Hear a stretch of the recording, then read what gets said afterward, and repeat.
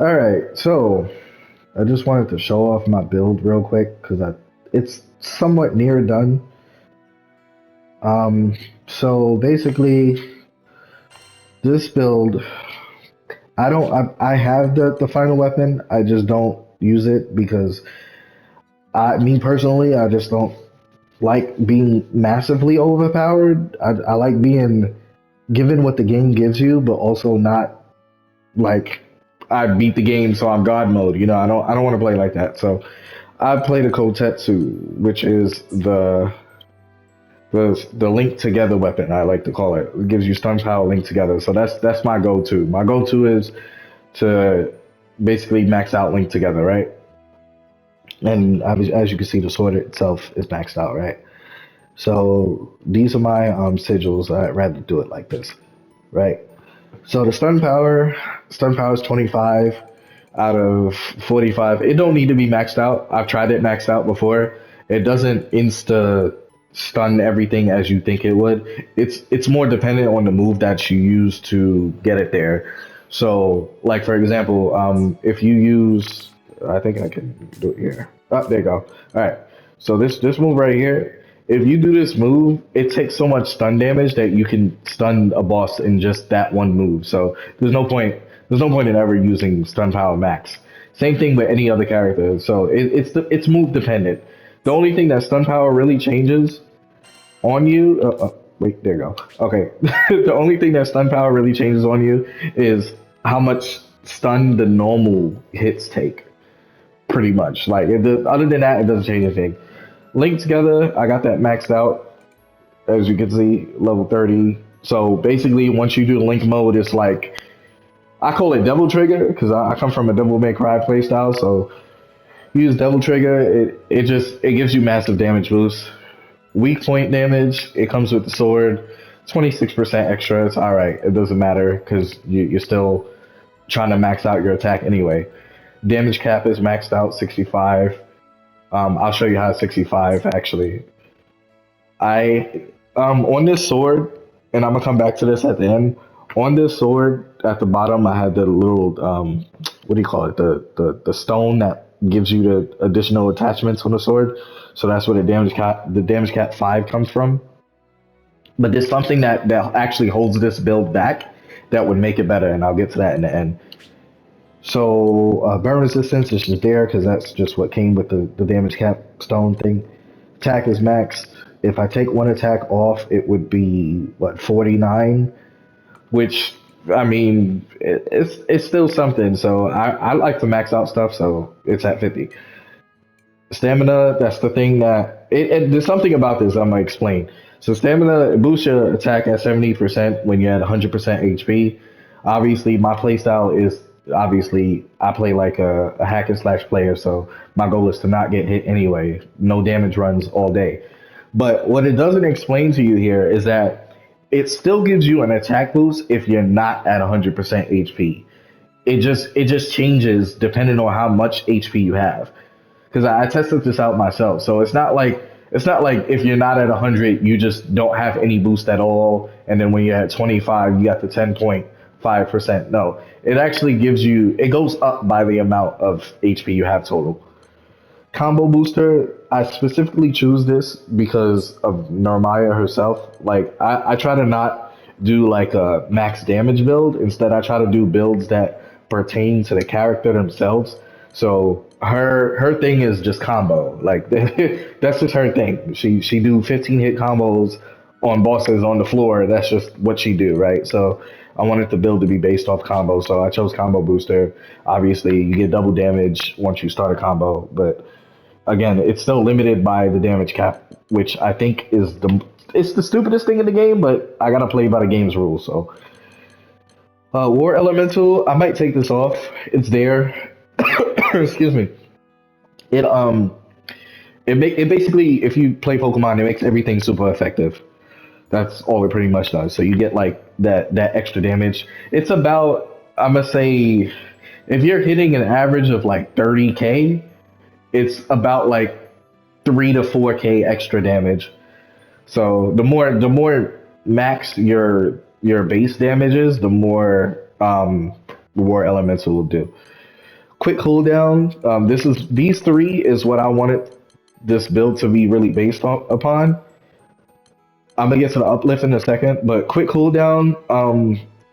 For some reason, Narmaya is the only character where this awakening sigil, which is their custom character sigil, it doesn't give her cooldown. All I think mostly all the other characters do. There's some exceptions, but mostly all the other characters get skill cooldown in it. So you don't really need quick cooldown. But hers doesn't, so I get quick cooldown anyway, which is it maxed out. It's actually pretty insane. So skill cooldown is 20%, and then the cascade. How the cascade works is every time you hit somebody or hit anything, it it refills the skill cooldown like by 2% right there. So that's every hit. So she's doing like 15 hit combos per her normal like damage combo string, right? So that right there is about like 30% by the time that she's done with the combo, right? So those two play together, and then when you're in Link together, it's literally God mode. Like you're linked together, you're doing nothing. You basically have infinite special at that point, and you do this cheating move that I keep talking about right here that takes ridiculous amount of damage. You do this and then this, mind you, for her like what do you call it? Link together buff, because everybody in the game has a link together buff. That's why I call it Devil Trigger. So her double trigger buff is that she gets maxed out butterflies as long as she's in it. If you don't know what the butterflies do, the butterflies give her supplementary damage, which means that every time you attack something, you get an extra 10% extra damage in there. That is aside from the regular attack that you're doing. So you have five butterflies. So you multiply that by five. So it's basically like you're doing 50% more damage to everything that you do. And then on top of that, the link itself gives you more damage.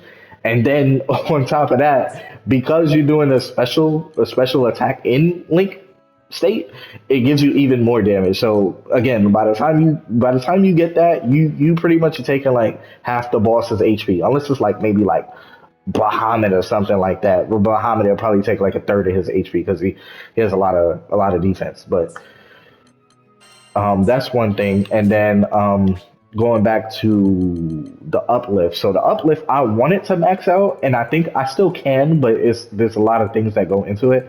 I just wanted to see what it's like to have it maxed out. I've tried it before, but I tried it with a different character actually. I tried it with Cagliostro, but it was a little different.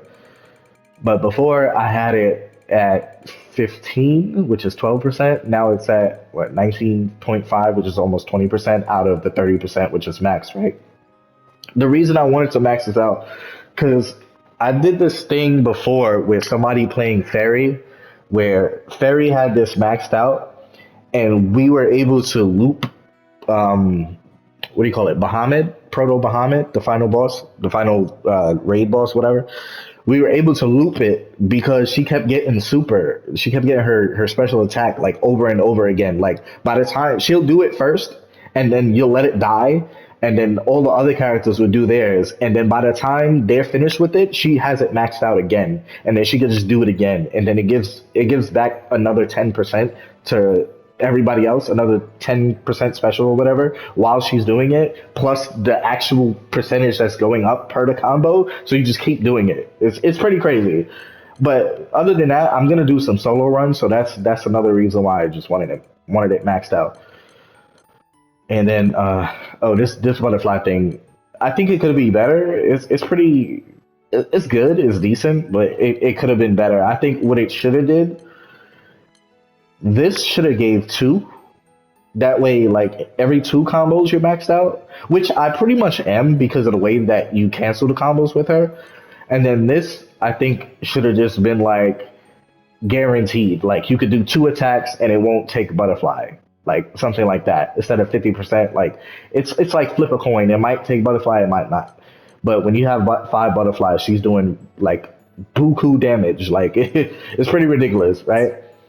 But the thing that I was saying, which would allow me to max out the. Oh, let me just show you. By the way, I forget to show this. So stamina uplift. Previously, this was stamina attack, and this was attack stamina. Same thing. You could get stamina attack or attack stamina backwards. Before I had this last damage cap attack, I just got it just now. It was like damage cap drain, like just something to be there in the time being. So I couldn't take the attack stamina off. But now that I took it off, it fits another slot for the uplift.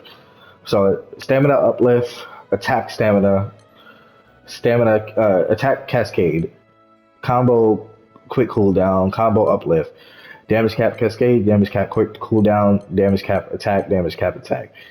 Now, you don't have to necessarily have two damage cap attacks because those is obviously one of the most hardest things in the game to get. This could be damage cap uplift, and then I could have changed this back to stamina attack. So always be mindful of that. That's number one. Um, link together, quick cooldown. So again, this war elemental, the reason why I would want to take it off, and I would only take it off for one thing, is that the war elemental does not work on everything. So if you play against the dark bosses, you notice it doesn't work. Somebody said it does. I don't believe that. I tested it. It doesn't look like it does. They said it takes more damage by itself. It just doesn't turn gold, which doesn't make any sense because it should turn gold because you're doing elemental damage. It's super effective. You can't hit a normal type Pokemon with a normal type move and it be super effective. That's just not how that works, right? So yeah, I could take this off. The only thing I would take this off for is wait. The one thing I don't have, I actually don't have it, but I have an offspring of it as soon as I find it. Any day now. Soon. Soon. Maybe. Right here. Okay. Supplementary damage. Now, I don't know if this is a PC thing because I've never seen it in the PlayStation yet. But supplementary damage, there is a plus version to this where basically at this level of attack that I'm at, the supplementary damage would do the same damage as the extra damage would be the same damage increase as War Elemental would be. Because of the fact that I'm pretty much max attack, right? So if there's a supplementary damage with uplift on it, then I would take out this War Elemental and put it there. Because then that way I would still be hitting the same max damage that I'm doing, and then I would also have the uplift maxed out so that I could do like supers like most of the time, especially doing my solo boss runs. I could just do that. Right? That would be the best case scenario for this build. The other thing is that for here, the only thing that would make this better is if you see at the bottom the imbued traits with the right stone. If I could get one that has weak point damage, damage cap, and attack, then it would make a difference because what I would do is this pretty much I could take this off because what is it? It's 65 total, right? Actually, I might not be able to take that off now that I think about it. But I'd be able to take an attack off. The attack is at 60, which would make it would drop down to 45, but then the stone would put it back at 50, right? So I would be able to change this last damage cap to something else like damage cap uplift, which I don't have, but if I had it, it would be there instead if I had the stone. So there's always something that you can do to really like make the build perfect. But yeah, I don't really play build based games. I'm a hack and slash player. I play Devil May Cry, I play Ninja Gaiden, I play stuff like that. But this game is actually it's really fun. I just don't like the whole grind. Like that's one thing I will say. I don't like having to grind for these final weapons. The other thing is I noticed this is my secondary character, Cagliostro. I'm one away from maxing out this weapon. When you get it maxed out, it gives you a thing that makes it so that all the sigil levels are +1. Even if they maxed out, there's still extra +1. So it makes it better because you can actually substitute some of these +5s for +4s instead to max out the whatever the thing that you're trying to max out is. What did I just do? right? So you can max it out. So that's what I'm trying to do next. Just trying to just make. I just like to make builds that are like character specific. So like for hers, for example, her thing is her charge rock thing. Like that's what she's supposed to do. Where is it? It's this right there, right here. The collapse. That's her charge rock attack. That move is like how her gameplay is supposed to be. So what you want to do is, well, what I want to do, me myself, is that I want to make a build based upon that. So I want to make like some sort of charge attack build that's based off of summoning that rock, and then the rock does like massive amounts of damage instead of just making pure attack builds like everybody else does. It's just, I just think that's boring. I don't want to be God mode. Like everybody's running the same build, and don't get me wrong, it's actually the game's fault because if the game didn't have damage cap, in my opinion, people can make whatever builds they want that fit their character. They could make, they could max out attack normally, but then because there wouldn't be a damage cap, you could put things like stamina, you put things like the tyranny and whatever would make sense. Like Vasaraga benefits off of that. He can't die. He's always at 1 HP with his super. So you could put like tyranny and stuff like that that gives him low HP because he's always going to survive. Stuff like that. But damage cap exists in this game, and I think the next update for this game, they should come out with a sigil that maxes out damage cap. It should just say damage cap removed. Granted, there is something like this at the where is it, catastrophe, where it says damage cap is 100%. That it's plus 100%. So that doesn't mean that it removes it. It just means that the max damage cap that you have is multiplied by two. So if 15k is your cap, 30k would be your cap, for example. But it doesn't get rid of it entirely. So there's still a max damage you can hit. I want that removed completely because then if you remove it completely, all these other sigils make sense to put on there, like combo finisher. Like nobody would use this. Like it's just there's no point of that. It's like I could just put more attack, attack, attack that, you know. But if you get rid of the damage cap, now that would make sense because now it's direct damage being increased, the max being 50, so you get 50% more like that, you know. I just think damage cap limits builds in this game, in my opinion. But yeah, that's I just wanted to show that off. That's pretty much it.